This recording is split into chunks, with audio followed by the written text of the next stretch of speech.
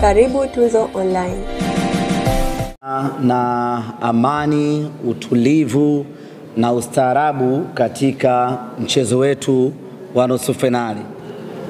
Wako watu wenye nia ovu ambayo wamekuwa na mipango kadhaa ya kuihujumu Simba ionekane ni timu yenye watu ambao ni wakorofi, ni timu ya wafanya vurugu, ni timu ya watu ambao hawana maana kwenye mechi za CAF, ili tuweze kuadhibiwa na CAF, kufungiwa kutoenda uwanjani. Kwenye mechi yetu na Al Masry, kila mmoja alishuhudia dakika za mwishoni kuna mtu mmoja alivamia uwanja, lakini kabla hajatimiza dhamira yake aliyokusudia alizuiliwa. Sasa basi, mtu yule baada ya kina hakuwa shabiki wa Simba, alikuwa na ajenda yake ambayo aliingia nayo uwanjani, na ajenda yake ni kuichafua taswira ya Simba Sports Club ambayo imekuwa na taswira chanya ya mashabiki bora. Sasa kuelekea mchezo wetu wa tarehe 20, kila mwana Simba awe mlinzi wa mwana Simba mwenzie. Kabla mtu hajafanya chochote, wewe ambaye umekaa pembeni utakuwa unamuona, wewe ndio uwe mtu wa kwanza kumdhibiti huyo mtu. Baada ya hapo utaita usaidizi wa askari kwenda kusaidia zaidi. Mtu yoyote atuchafulie taswira yetu ambayo tumehangaika kuijenga kwa miaka mingi, na sisi bado tuna mchezo mmoja wa fainali mkononi. Kwa hiyo hatuko tayari kwa namna yoyote ile kuicheza fainali bila kuwa na mashabiki. Kwa hiyo ukimwona mtu anajiandaa, ana mpango wa kushuka uwanjani kuja kufanya vurugu, wewe anza naye kumdhibiti huko juu, alafu askari watakuja kukusaidia kumdhibiti zaidi. Sisi wenyewe kwa wenyewe tuwe walinzi ili kulinda hadhi na heshima ya klabu yetu ya Simba Sports Club. Kumbukeni, tupo kwenye uangalizi wa CAF. Ikitokea tumefanya chochote cha kuvunja sheria za mpira wa miguu, hasa kwenye eneo la mashabiki, maana yake tutazuiwa. Anajiandaa kurusha kitu au kafanikiwa kurusha kitu au kuwasha kitu, hakikisha unamshikilia huyo mtu mpaka askari wanapokuja kutoa usaidizi wa kisheria. Tuna kila sababu ya kuhakikisha ya kwamba tunapata matokeo mazuri katika uwanja wetu wa nyumbani. Tuna kila sababu ya kuua hii mechi katika uwanja wetu wa nyumbani. Tufanye kila kinachowezekana kufanywa mnyama apate matokeo mazuri katika uwanja huu wa Amani. Tukienda katika mechi ya marudiano, twende tukamalize kazi, mnyama aende finali. Mpinzani wetu Stellenbosch sio mpinzani wa kumbeza. Ni kweli ni timu ngeni katika soka la Afrika, lakini mpaka anafika nusu finali, manake kuna kazi kubwa ambayo ameifanya na kuna ubora aliyokuwa nao uliomfikisha hatua ambayo amefika. Kwa hiyo hatupaswi kumchukulia poa hata kidogo. Kwanza, kila mwana Simba anapaswa kushtuka, amewezaje kumtoa Zamalek ambaye ni bingwa mtetezi. Nina imani hapa kila mwana Simba alikuwa anapiga hesabu ya kwamba nusu finali ni sisi na Zamalek. Kila mwana Simba alikuwa na imani hiyo, lakini baada yake tukaja kupata matokeo ya kushtukiza. Tena Zamalek akiwa nyumbani kwao Misri amefia pale mbele ya Stellenbosch. Hii peke yake inapaswa kutufanya sisi wana Simba kuamka sasa. Inapaswa kutufanya sisi wana Simba kufikiria mara mbili aina ya mpinzani ambaye tunakwenda kukutana naye. Hajamtoa Zamalek kwa bahati mbaya, hajafika nusu finali kwa bahati mbaya. Ana ubora uliomfikisha hapo. Kuna miaka ya nyuma huko, kuna timu ziliwahi kufika nusu finali ikiwa iko hoi. Ni tofauti kabisa na Stellenbosch. Amefika nusu finali kwa ubora aliyokuwa nao. Na Waswahili wanasema ukimuona tembo juu ya mti, basi kuna namna ambayo imemfikisha hapo. Yaani usije kumuona tembo juu ya mti alafu ukachukulia poa. Lazima ujiulize mara mbili amefikaje hapo juu ya mti. Kwa huyu Stellenbosch kufika kwake nusu finali, lazima wana Simba tufikirie mara mbili amefikaje juu ya mti, amefikaje nusu finali. Ukimuona nyani mjini katikati posta, yuko na mtu wake huyo, usifikiri amepotea njia tu, lazima tumtafute nani kamleta nyani posta. Kwa hiyo ukimuona Stellenbosch yuko nusu finali, lazima tukae kitako wana Simba tujiulize mara mbili huyu bwana amefikaje nusu finali, na kama amefika nusu finali amemtoa nani na nani hadi kufika hapa.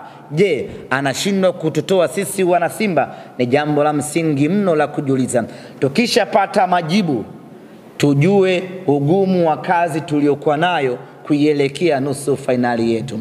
Ni kweli ni timu ngeni, lakini ina wachezaji wenye uzoefu mkubwa, ina wachezaji wenye ubora mkubwa, na kama haitoshi wana kocha mkubwa kweli kweli ambaye Simba tumeshawahi kukutana naye kwenye hatua ya robo finali ya kombe la shirikisho, akatufunga tukaondolewa.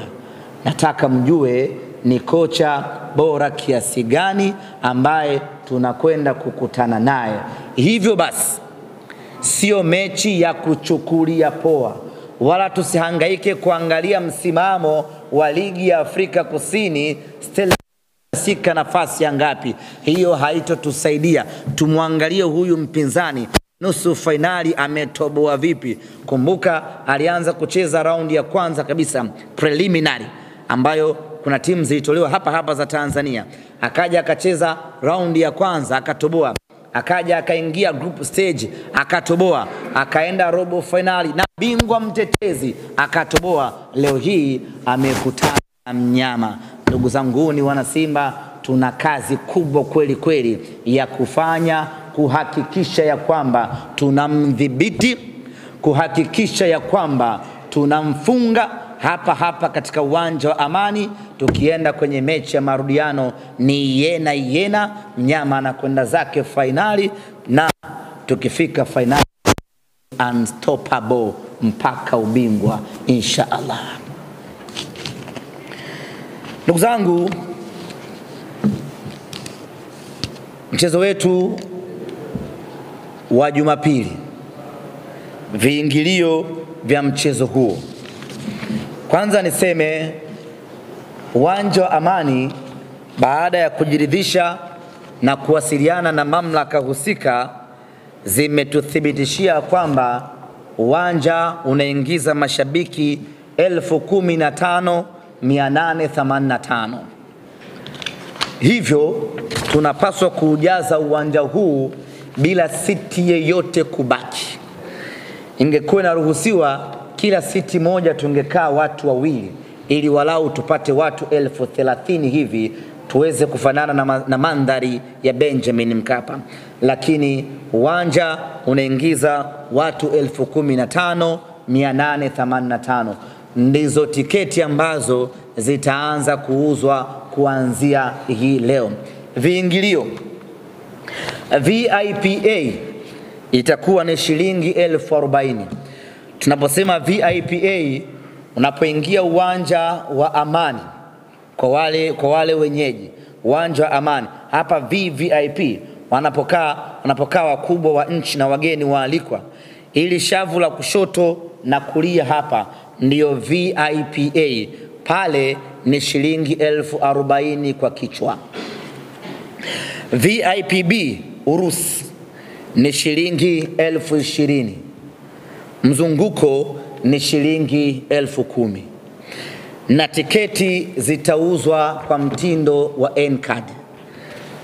Kwa hapa Zanzibar kutakuwa na vituo 15 kwa maana ya Unguja na Pemba ambavyo vinauza tiketi kwa mtindo wa N-card, pamoja na duka la TTCL. N-card zinapatikana hapo, na kuanzia hivi sasa tiketi zinapatikana katika maeneo mbalimbali. Nitayataja hapa kwa faida ya wale wanaoishi Zanzibar, lakini vile vile tutatoa tangazo maalum ya vituo vyote ambavyo vinauza tiketi kwa hapa visiwani Zanzibar. Kwa wale wa Dar es Salaam, vituo vyote vya Dar es Salaam ambavyo vinauzaga tiketi katika mechi za nyuma, vile vile vitaendelea kuuza tiketi katika mchezo wetu huu wa nusu finali. Wito wangu uko sehemu mbili. Kwa hapa Zanzibar wengi tumezoea tiketi zile za paper tickets ambazo mara nyingi huwa zinauzwa siku ya mchezo. Kwa mechi hii tiketi zitauzwa kwa mtindo wa N-card ambazo unaweza kununua hiyo Jumanne ukaitunza yako mpaka tarehe ya mchezo. Na siku ya mchezo, this is very important, na siku ya mchezo tarehe 20 tiketi hazitauzwa nje ya uwanja wa Amani. Tumezoea kununua tiketi siku ya mchezo uwanjani. Kunakuwa na mawakala kadhaa ambao wanauza tiketi nje ya uwanja wa Amani. Mechi hii ni ya CAF. Taratibu yake ni tofauti kabisa.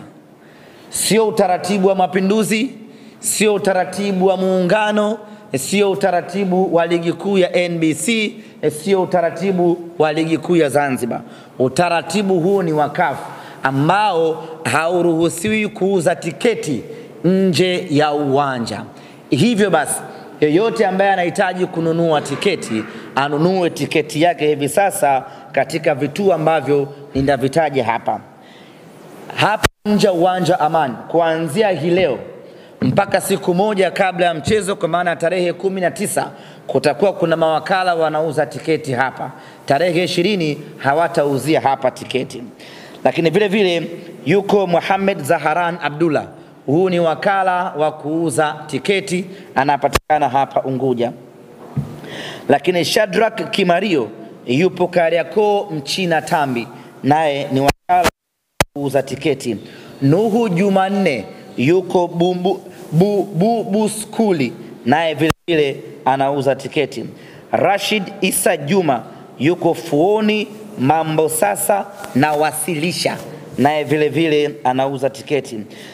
Lukman Omar Hamis yuko Radio 1 Daraja Bovu, naye anauza tiketi.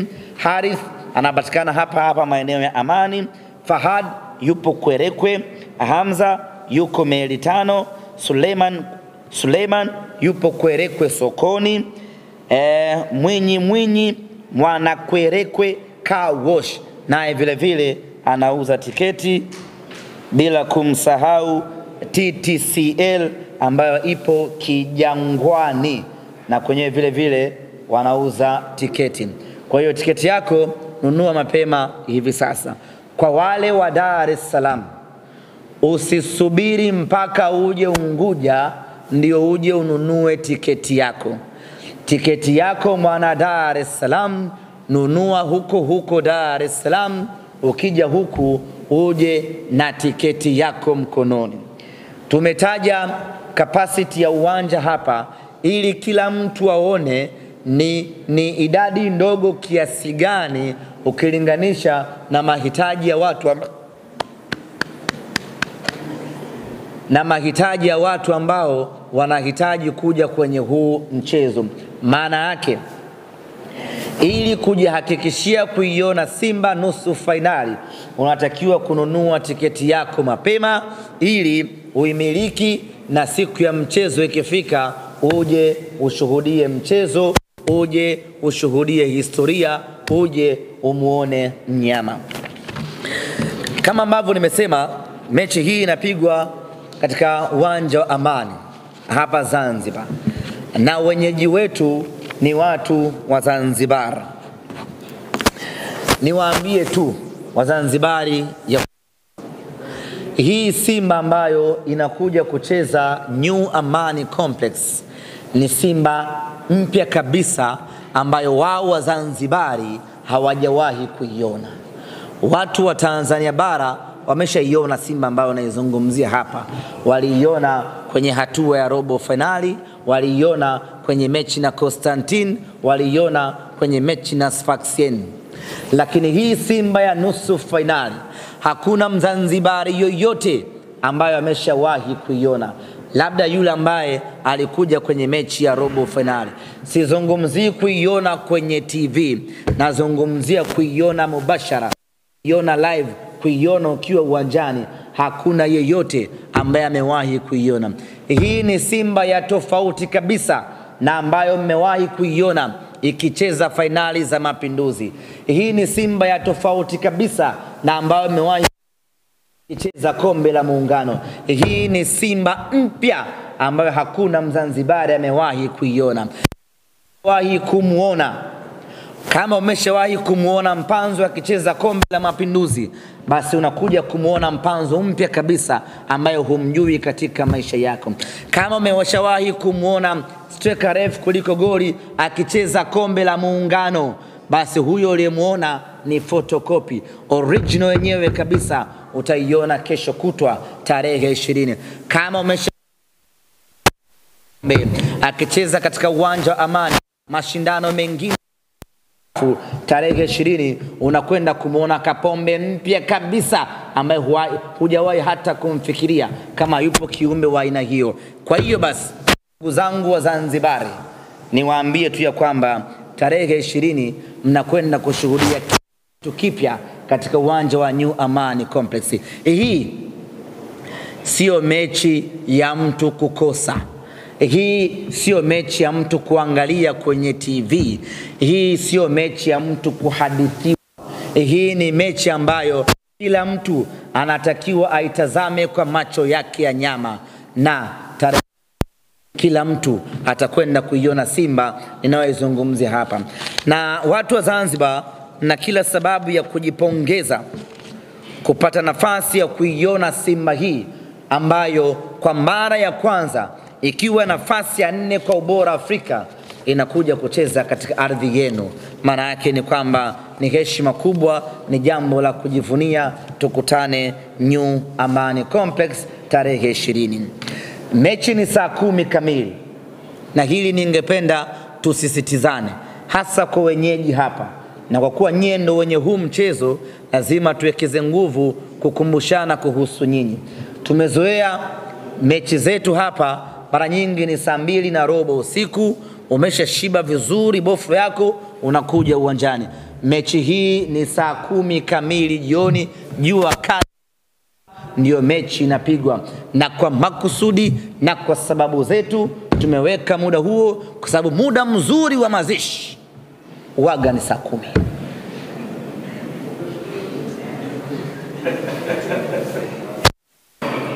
Mmenielewa eh?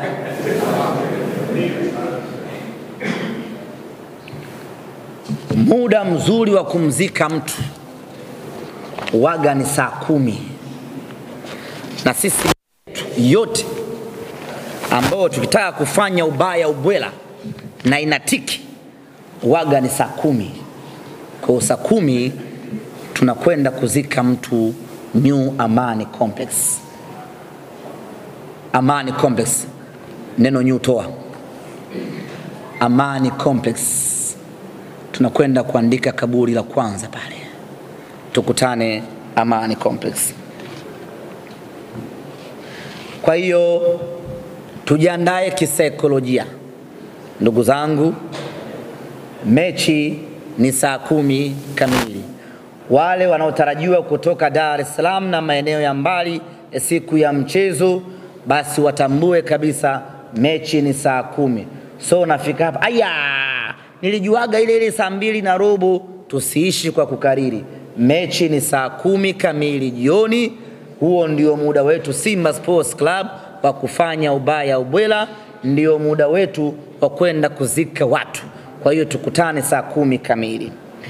Kama kawaida yetu, sisi ni watu wa heka heka, na mechi hii pamoja na kwamba tuna uwezo wa kuuza tiketi 15,000 ndani ya muda mfupi, lakini asili yetu hatuwezi kuiacha, na mjasiri haachi asili.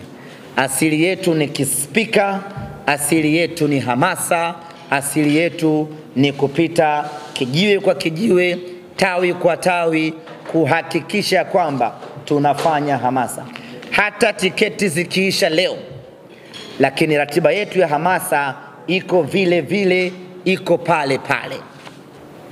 Hivyo basi tunatarajiwa kuanza hamasa ya mtaa kwa mtaa, tawi kwa tawi, kuanzia siku ya Alhamisi.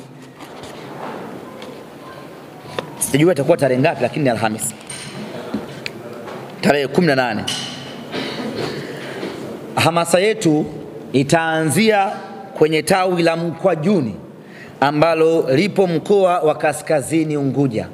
Ni mbali kidogo kwa nyinyi wageni, ni mbali kidogo, lakini tutakwenda kuanzia hamasa yetu huko kwa ajili tarehe 17.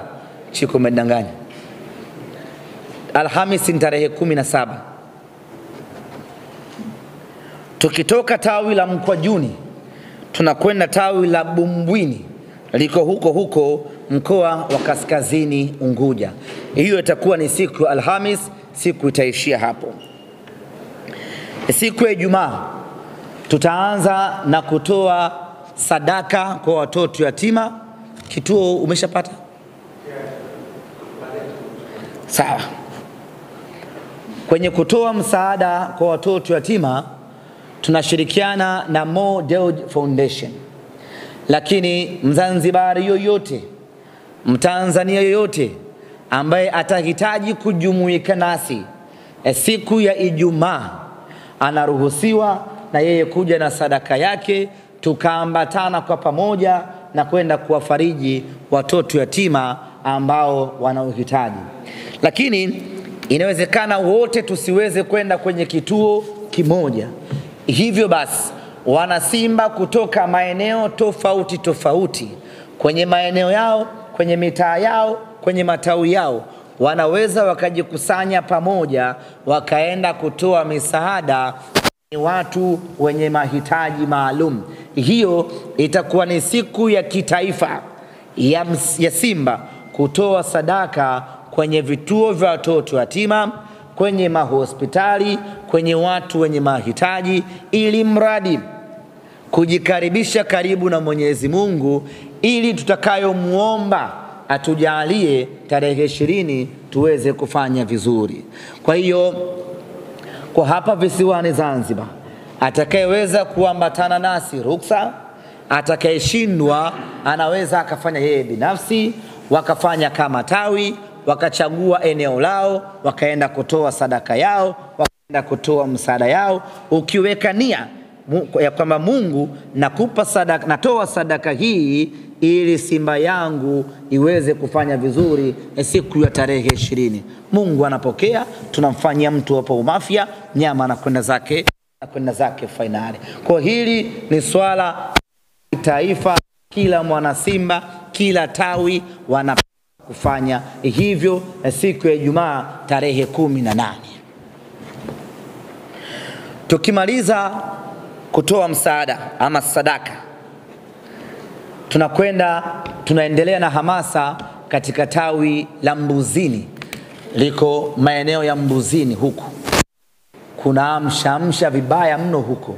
Tutakwenda kufanya hamasa huko kwa ajili ya kuwaita wanasimba kwa ajili ya mchezo wetu. Siku itaishia hapo Mbuzini.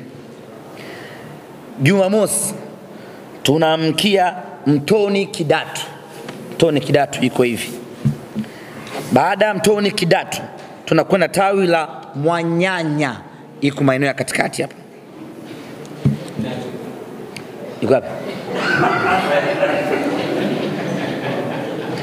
Siku ya Jumamosi tutatembelea vijiwe vya kahawa vile maarufu vya hapa mjini ambavyo vina wanasimba tu, kwenda kuwasalimia na kualika kwenye mchezo wetu. Na kwa hapa Kajole uwe very smart, usije ukanipeleka kwenye vijiwe vya wavimba macho, unipeleke kwenye vijiwe vya wanasimba nikazungumze na wanasimba wenzangu, usitupeleke kwenye vijiwe vya watu ambavyo roho zao zimekunja vibaya mno baada ya Simba kuingia nusu fainali. Ndugu zanguni, kuna watu tunacheka nao tu, lakini wanaumia kuanzia utosi mpaka unyayo baada ya Simba kuingia hatua ya nusu fainali. Kwa hiyo tuwe nao makini mno, tucheke nao lakini tusiwaamini. Wanateseka kuanzia asubuhi mpaka jioni, kila wakikumbuka ya kwamba Simba ameingia nusu fainali wanaumia pakubwa mno. Sasa hawa watu ni wakuwa nao kwa umakini. Kwa hiyo tutakwenda kutembelea vituo vya vijiwe vya kahawa, lakini vile ambavyo tuna uhakika navyo ni vijiwe vya Simba Sports Club.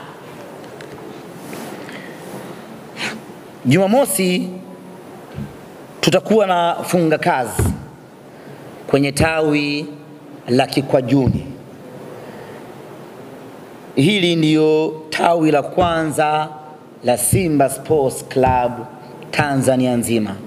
Lilianzishwa hili, baada hapo likaja tawi la Shibam ambalo ndio tawi la pili, lakini tawi la kwanza kabisa ni tawi hili la Kikwajuni. Kwa hiyo siku ya tarehe 19 tutakuwa na mkutano mkubwa kabisa baina ya sisi na wanachama, mashabiki wote wa tawi hili la Kikwajuni, na matawi yote ya hapa Zanzibar mnaalikwa kwenye tawi hili la Kikwajuni kwa ajili ya funga kazi kuelekea katika mchezo wetu ambao utakuwa ni kesho yake siku ya tarehe 20. Inawezekana kwenye orodha hii tawi lako halijatajwa ama tawi lako halimo. Hiyo isikutie mashaka mwana Simba. Muhimu hapa sio kutembelea tawi fulani. Muhimu hapa ni kutembelea wana Simba. Kwa hiyo kama wewe uko karibu na tawi fulani lakini sio tawi lako, wewe njoo kwenye hilo tawi, tutakutana hapo tuzungumze pamoja. Kama ilivyo kwa Muislamu achagui msikiti, adhana ikilia hapo hapo walipo wanaingia na swali, ndivyo hivyo kwenye harakati hizi. Tawi lolote ambalo wewe mwana Simba utakuwepo, ni karibu yako, karibu hapo, tuje tuzungumze kuhusiana na Simba yetu. Kwenye hili letu ni moja, hatuishii hapa, tunataka kwenda mpaka fainali. Baada ya kusema hayo, ndugu zangu waandishi wa habari, bila shaka nimegusa maeneo yote, na kwa mantiki hiyo basi kama kutakuwa kuna maswali nikaribishe maswali, na kama hakuna maswali niseme tu kwamba mechi yetu hii ya nusu fainali tumepata udhamini. Yani mechi hii ya nusu fainali ina wadhamini wake maalum kutokana na ukubwa wa mechi yenyewe. Kwa hapa nipende kumtambulisha CRDB Bank kama mdhamini wetu katika mechi yetu hii ya nusu fainali. Amekuwa na fainali analiza, tulialika wageni wengi sana, jambo ambalo lilileta hamasa kubwa. Uko sahihi, na katika mechi hii mwendo ni ule. Never change the winning team. Kwa hiyo basi, kwa kuwa mbinu ile ilitupa mafanikio makubwa hasa kwenye hamasa, maana yake tutaendelea kuitumia mbinu ile. Hii ni kusema ya kwamba tutaendelea kutangaza wageni ambao tutawaalika katika mchezo wetu wa tarehe 20. Tupiane subira, leo ndo kwanza Jumanne. Swali moja kutoka hapa visiwani Zanzibar, kaka mkubwa anauliza, kwa nini vilabu vya Tanzania hamui kitu kimoja napocheza na vilabu vya nje? Na huyu bwana anauliza anaonekana ni mzalendo sana, kwa sababu ameuliza hili swali kwa uchungu. Nilikuwa nasoma taswira yake ilivyo.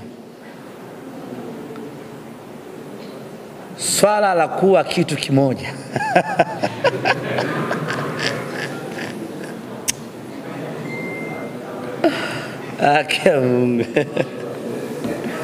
Ili bwana naomba nisilijibu, kwa sababu mimi nina imani yangu juu ya swala la kitu kimoja. Kwa hiyo nisingalijibu hapa ikahesabia kama ni msimamo wa klabu. Inawezekana klabu ikawa na msimamo wake, lakini mimi nina imani yangu juu ya masuala haya ya kuwa kitu kimoja. Lakini nitakupa tu mfano mwepesi. Mwaka tulikuwa Morocco na Raja Casablanca. Wydad Casablanca ambao ni wapinzani wakubwa wa Raja Casablanca wakatupa uwanja wa kufanyia mazoezi na wakasema mkihitaji chochote tuambieni, tuko tayari kuwasaidia. Mwaka uliofuata tukaenda kucheza na Wydad Casablanca. Raja wakafanya hivyo hivyo. Unaelewa umepata concept Kwa hiyo kwa hapa nyumbani Tanzania kuwa kitu kimoja naomba nisiijibie, lakini nje haya mambo yanafanyika kwa namna hiyo. Yes, Zamalek ukienda kucheza Al-Ahad, Zamalek waisha kabisa, wafungeni hao. Yote kwa yote huu ni ushindani. Kwa hiyo lazima watu washindane.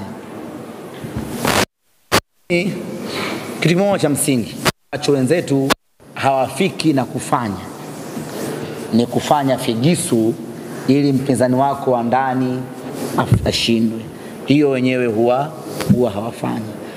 Anakuambia tu bana mfungeni yule, yeye ana kazi zake pembeni. Tofauti na hapa ambao kuna ambao wanajivisha kabisa sasa na kujifanya wao ni wapinzani, wanawasaidia. Hiyo inaweza kawa na changamoto. Kwa hiyo majibu yangu hayo naomba utosheke nayo, ila tukitoka hapa nitakwambia mimi nina mtazamo gani kuhusiana na kuwa kitu kimoja. Usiandike lakini. Swali la mwisho amezungumza ndugu zangu Muhammad hapa kutoka Bomba FM.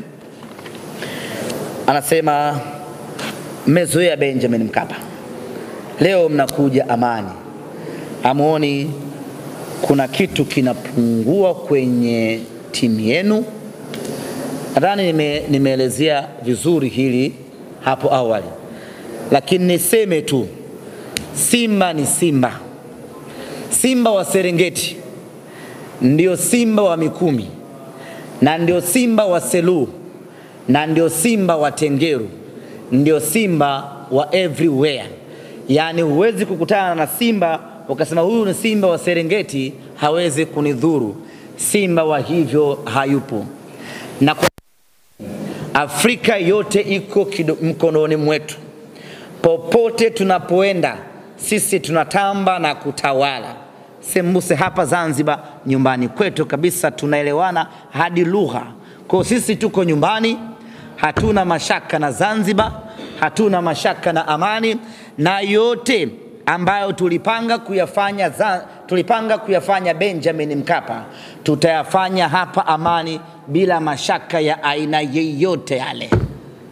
Na mbuzi tutasafirisha. Faruk Karim, kwa heshima yako tu, ulishakataa mwanzoni, una swali? Ndio.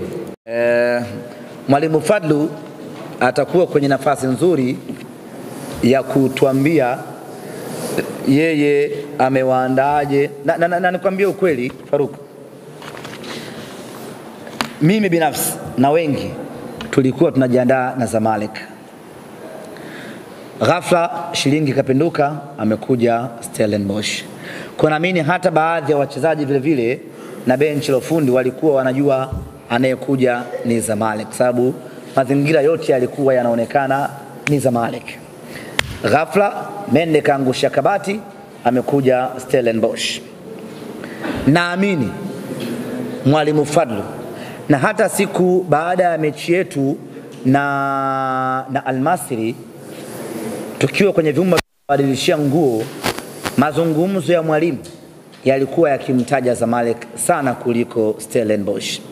Kwa ninaamini baada ya Stellenbosch kufuzu na kuingia nusu finali, mwalimu amefanya, anafanya na atafanya kazi kubwa ya kuwatengeneza kisaikolojia wachezaji wake kujiandaa na mechi ya Stellenbosch na kuwaambia ugumu wa mchezo huu tofauti na ambavyo watu wanangeweza kufikiria. Na faida moja tuliyokuwa nayo, Stellenbosch inatokea Cape Town, nyumbani kwa walimu wetu wote ambao wanafundisha Simba Sports Club hivi sasa. Maana yake ni timu ya nyumbani kwao ambayo wanamjua mmiliki, wanajua uwezo wao, wanajua kila kitu chao. Kwa hiyo shuhuda namba moja wa kuisaidia Simba kwenye huu mchezo kisaikolojia ni mwalimu wetu Fadlu Davis, kwa sababu yeye anamjua kinaga ubaga aina mpinzani ambaye tunakutana naye. Anawafahamu wachezaji wa Stellenbosch, anamfahamu kocha wa Stellenbosch, anafahamu viongozi wa timu hile. Maana yake anapokaa kuzungumza na wachezaji anazungumza kitu ambacho anakifahamu. Tuna imani itakuwa ni msaada mkubwa mno kwa wachezaji wetu kuelekea mechi yetu tarehe 20.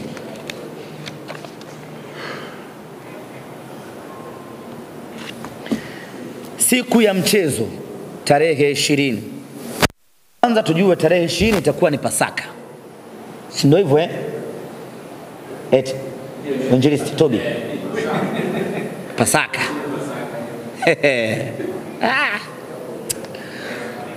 Pasaka Yesu anafanyaje? Anafufuka. Anafufuka.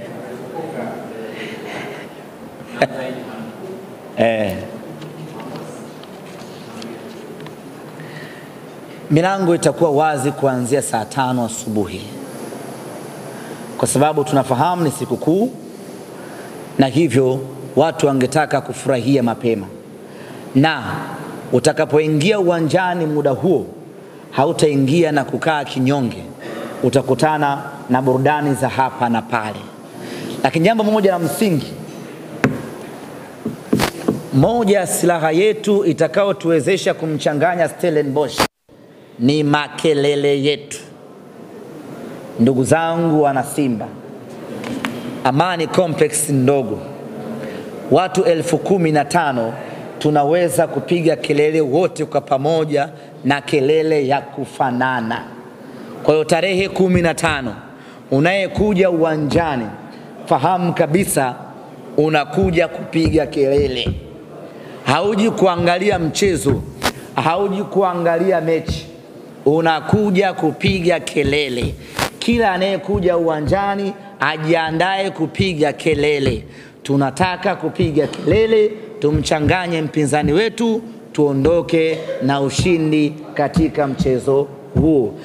Na unaruhusiwa kupiga kelele ya aina yoyote ile, ya kimakunduchi, ya kipemba, ya namna yoyote ile, ili mradi mpinzani apagawe tuweze kufanikiwa. Baada ya kusema hayo, sasa nimkaribishe ndugu yangu Abdallah Duch kutoka benki ya CRDB aje na yeye atuambie wamejipanga kwa namna gani kuelekea katika mchezo huu. Karibu sana bwana tajiri. Asante sana. Karibu. Nashukuru sana msemaji wa Kafu. Kafu. Asante. Namba 4 kwa ubora Afrika. Asante.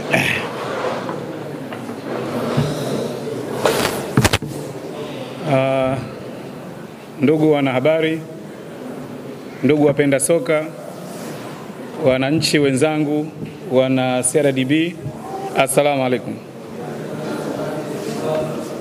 Kwanza tunashukuru sana kuwepo katika tukio kubwa kabisa la timu yetu hii ya Simba wazee wa ubaya ubwela, ambao wanaweza kupeleka ubaya ubwela popote pale. Na hasa kwa kuwepo katika tukio kubwa kabisa la kihistoria la kuionyesha Tanzania hasa kwenye maendeleo haya ya soka, lakini pia uwekezaji wa soka. Sisi benki ya CRDB tumekuwa ni wadau wakubwa sana kwa michezo hii ya soka, lakini pia ni wadau wakubwa sana wa Simba Sports Club. Na tuna vitu vikubwa sana msemaji wetu hapa alivisema tunafanya nao pamoja, lakini la msingi kuwawezesha kama taasisi ambayo inatoa ajira kubwa sana kwa vijana na inatuletea maendeleo makubwa sana kama kwa nchi yetu. Tunasema kwamba tutaendelea kuwashika mkono Simba Sports Club, lakini pia tunashika mkono maendeleo ya nchi yetu.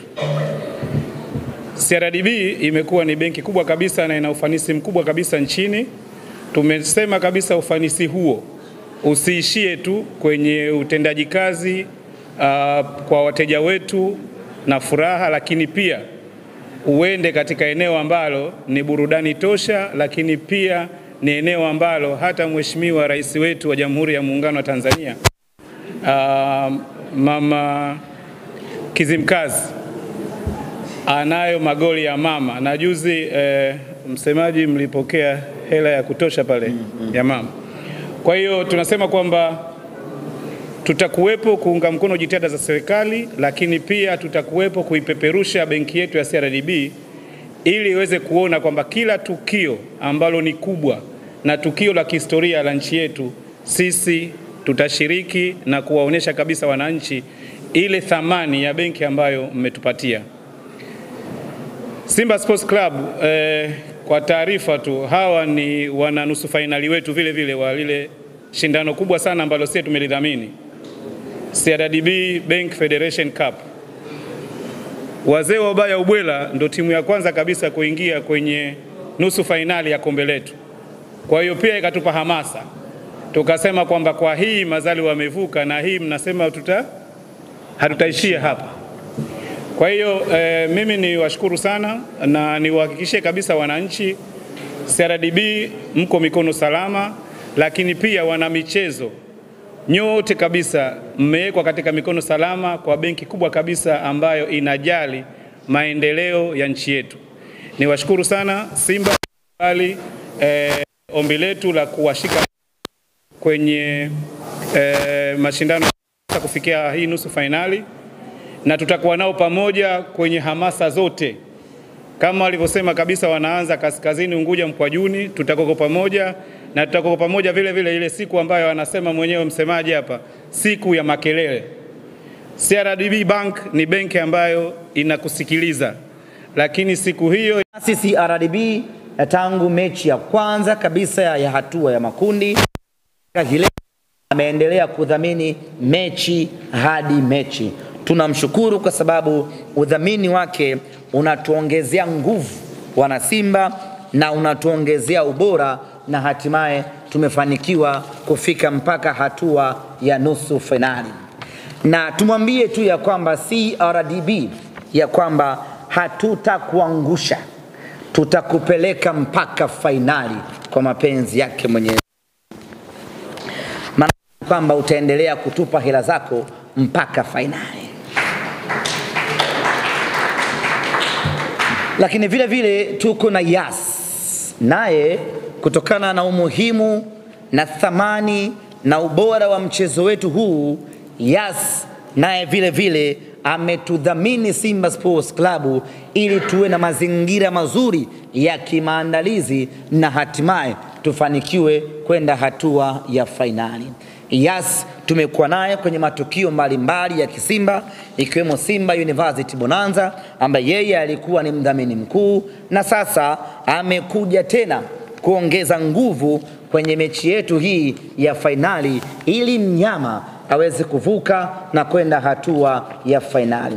Na kampuni yoyote ambaye inahitaji kudhamini Simba Sports Club kwa mechi hii ya robo ya nusu finali, kwa mechi hii ya nusu finali, anakaribishwa, milango iko wazi. Na nichukue nafasi hii kuishukuru CRDB pamoja na kampuni ya Yas kwa kuona umuhimu, kutambua thamani ya mechi hii na kuona kila sababu ya wao kuongeza nguvu, kumuongezea nguvu mnyama ili twende tukapambane na Stellenbosch na hatimaye tuvuke twende hatua ya nusu finali.